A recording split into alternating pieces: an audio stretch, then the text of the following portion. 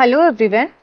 In this video, we will discuss how to manage a full thickness scleral incision in SICS. Some or another day, every one of us would have faced full thickness scleral incision as complication.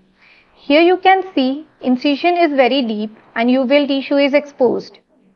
This may lead to iris prolapse, very difficult surgery and inability to close the wound. In such situations, our basic response is to call for help. But as you know, डर के आगे जीत है. So take few deep breaths.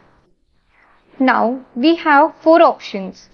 First one is to close and abandon the case. Second, close the primary incision and convert it into phaco. Third, close and move on to the temporal incision. Make a new tunnel in a superficial plane. So, this is the first case. Here, you can see a very deep incision has been made, but actual ideal incision should be partial thickness scleral incision. Normally, we go to the depth of the incision to make the tunnel, but in this scenario, it will be detrimental. So, we need to go to a superficial plane to construct the tunnel, where you can see that a crescent blade moving in a superficial plane instead of going into the depth of the incision.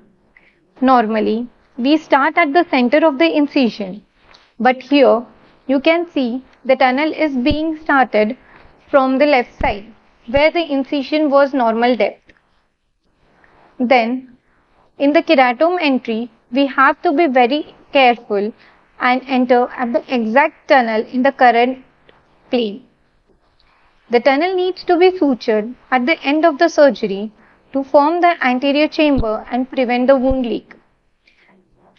Now let's proceed further to our next case. Here you can see that the surgeon is unable to make the tunnel due to the deep nature of the incision. So now the side port is being made. Tryptan blue staining is done and then visco is injected, and another trial is done to make a superficial tunnel, but it is unsuccessful. We can see here in the video the visco is leaking. So now first rhexis is completed. Now the main tunnel is closed with sutures. Surgery site is shifted temporally. Starting from conjunctival peritomy, a new tunnel is constructed and a keratometry is made. Nucleus prolapse out and the delivery is done by a sandwich technique. Cortex is aspirated and IOL is placed in the bag. The wound is then hydrated. Conjunctival closure is done. The take-home message is, if you ever encounter a deep scleral incision, you can try for superficial tunnel or convert the case into a temporal section after closing the main port, or we can convert it into a clear corneal phacoemulsification.